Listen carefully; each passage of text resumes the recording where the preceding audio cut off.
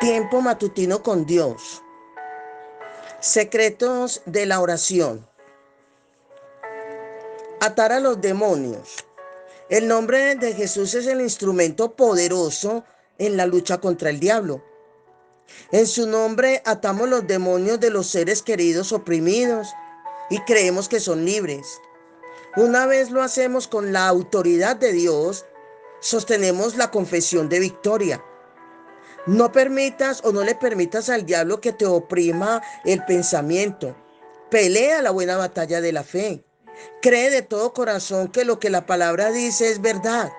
Si tú lo ataste en su nombre, en el nombre de Jesús, están atados. Así que no permitas que tu mente dude. No trates de resolver tus problemas con la mente. ¿Por qué? Porque te confundes, te preocupas y fracasas. En el nombre de Jesús y en la palabra está la victoria. Si usaste el nombre y creíste en la palabra, está hecho. Aunque no lo veas, mantente o mantén tu fe ahí sin titubear. Asume esa posición firme y no des un paso atrás, ni permitas un solo pensamiento contrario. Por la palabra ya tú lo tienes y eso confiesas con confianza, glorificando ¿a quién? A Dios, pues Él no puede fallar. Dios no falla. Te invito a que hagas de la oración tu negocio principal y mejorarás día a día en ella. Hay una similitud entre el crecimiento físico y el espiritual. Físicamente nacemos bebés y luego crecemos. Asimismo, podemos mejorar en nuestra oración según crecemos espiritualmente. Para crecer físicamente, el ser humano se alimenta y ejercita. Espiritualmente tenemos que alimentarnos y ejercitarnos para crecer igualmente. Aliméntate con la palabra de Dios. No la apartes de tu boca. Ejercítate en la oración. Saca tiempo para ello, pues ahí está tu victoria espiritual. Recuérdale a Dios sus promesas.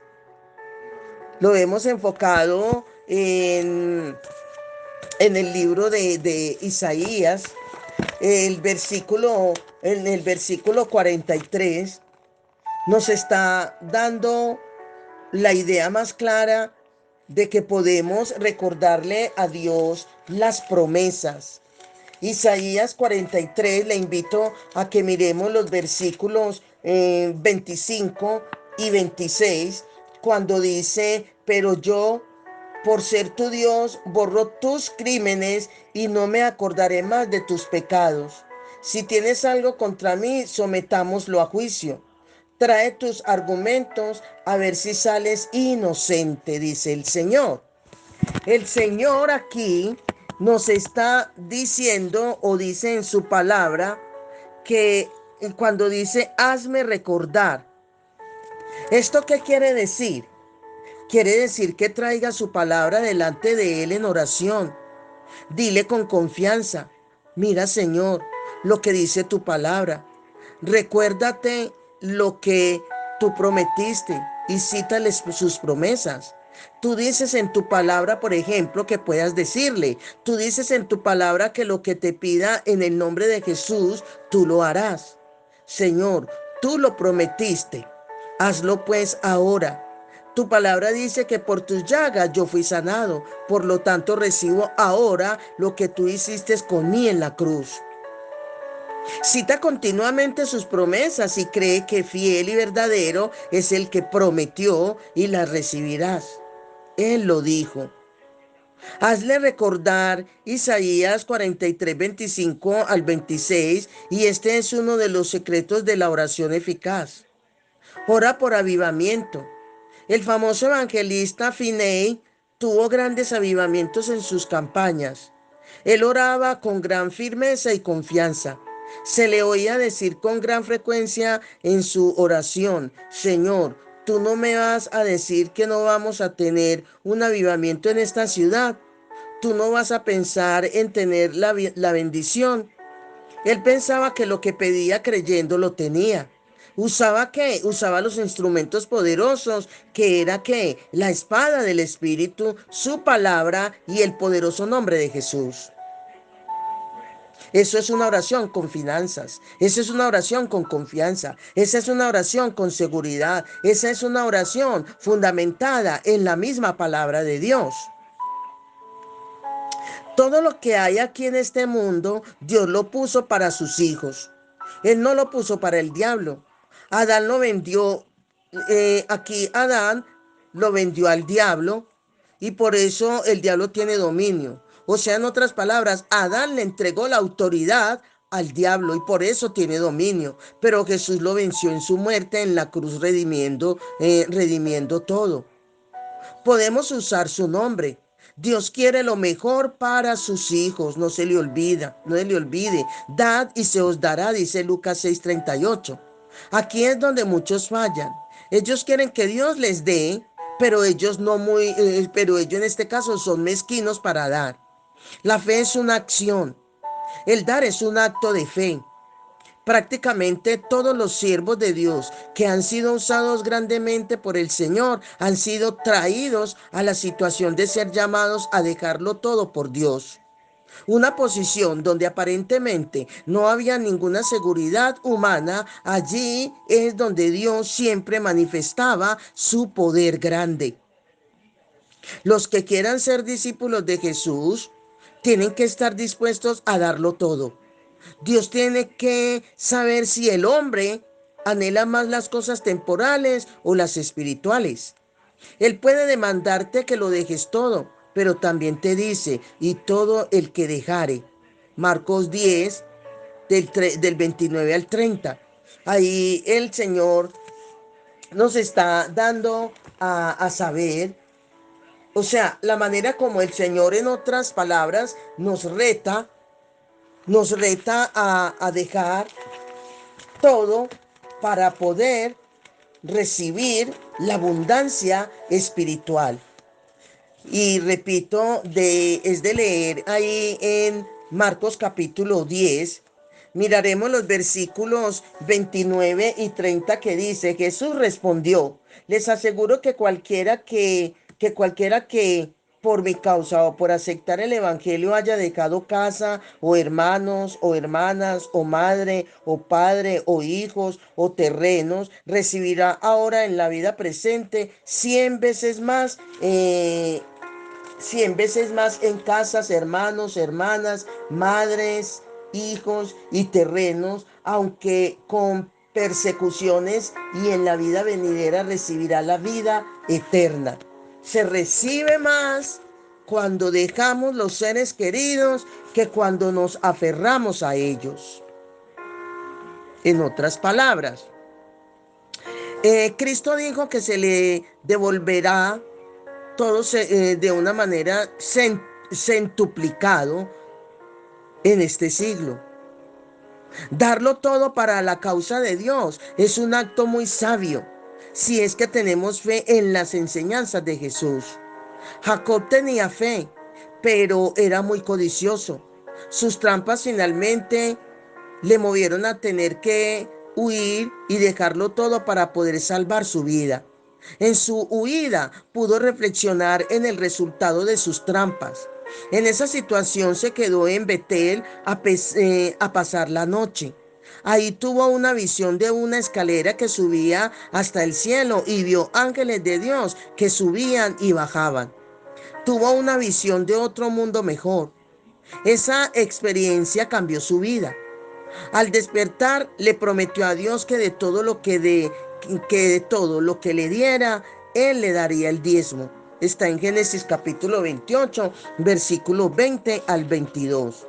Ante su promesa, Dios le ayudó y lo bendijo. La gran crisis de su vida ocurrió cuando Esaú vino a su encuentro con 400 hombres para atacarlo.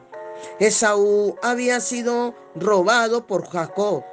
Esa noche Jacob se le pasó en vigilia, sí, se la pasó en vigilia y luchó con Dios y prevaleció. Al otro día, en vez de matarlo, Esaú se abrazó con él y lloraron juntos. Esaú encontró que ya no era Jacob su hermano ladrón, sino Israel, un príncipe con Dios. Él dio a Dios materialmente y espiritualmente, y Dios le dio a él en sobreabundancia. Apenas yo me convertí a Dios, el Señor me mostró la bendición gigantesca que había en dar. Yo estaba ya predicando en algunas iglesias, pero aún trabajaba en un colegio como profesora. Recibía mi cheque mensual que era suficiente para cubrir todos mis gastos. Cuando en las iglesias me daban ofrendas, yo me negaba a tomarlas y les explicaba que yo tenía, o sea, mi sueldo de docente y no necesitaba esas ofrendas, que era más importante dejarlas allí para que ellos suplieran sus necesidades. Pero un día me visitó un siervo de Dios, donde Dios me muestra que le diga que es importante recibirla, donde esta persona me decía que Dios lo enviaba para decirme que el solo hecho de yo no recibir la bendición, eso era rechazar las bendiciones de Dios, el no recibir las ofrendas. ¿Cómo es posible eso? No creo haber hecho nada semejante, le contesté. O sea, no le estoy robando a Dios, pero él decía que sí, este siervo. Porque es que cuando usted se niega a tomar las ofrendas en las iglesias, le roba la bendición a los hermanos. Pues al ellos darle a usted, Dios les recompensa y bendice por ello. En otras palabras, lo que me quiso decir este siervo es que el solo hecho de yo rechazar la ofrenda estaba deteniendo la bendición de los hermanos y de esa manera le estaba robando a Dios. ¿Por qué? Porque es que el solo hecho de rechazar las ofrendas de una u otra manera le está robando a la congregación una gran bendición, me decía este siervo de Dios. Bueno, desde ahí, entendiendo la palabra y los principios del reino, prometí al Señor no volver a hacerlo. Las ofrendas que me daban en las iglesias, comencé entonces a usarlas para tirar tratados y regalos para la obra del Señor. Entendí muy claramente la gran bendición que había en dar y comencé a darle al Señor 20% de mi sueldo mensual. ¿Cuál ha sido el resultado? Bueno, en la actualidad Dios me da para sostener algunas actividades en las iglesias, me da la oportunidad mediante la finca que me permitió tener bajo oración como respuesta a mis súplicas y peticiones, donde me da la oportunidad de recibir a hermanos, iglesias, y de antemano ni siquiera cobrar, sino sencillamente una ofrenda para el mismo sostenimiento de la finca. Llegó un momento donde Dios ya me llamó a salir de mi trabajo de profesora de escuela superior y a vivir por la fe en su palabra. Apenas dejé el trabajo, siempre tuve la necesidad de vehículo, pero aún más para el sustento y sostenimiento de esa propiedad que es la finca, que ha sido para bendición de los creyentes y aún de los no creyentes. Orar por las personas por nombre propio, porque es bueno mencionarle a Dios los nombres específicos en oración. Cuando oramos por grupos, cuando oramos por personas en forma grupal, en forma familiar o en forma personal. Porque recuerde que los demonios van a tratar de impedir que suceda lo que pedimos. Mantén tu posición de fe y acontecerá conforme Dios dijo.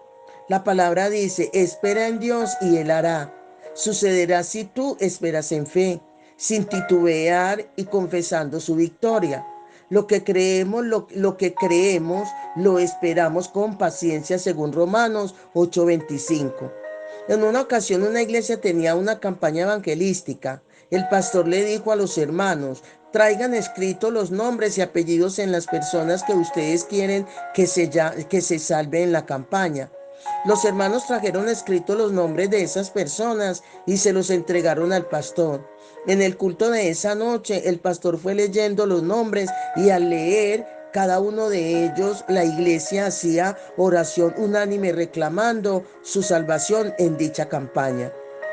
Cuenta el pastor que oraron así en forma personal por 18 personas y 16 de ellos se salvaron en la campaña y los otros dos no pasó un año en que se entregaron al Señor.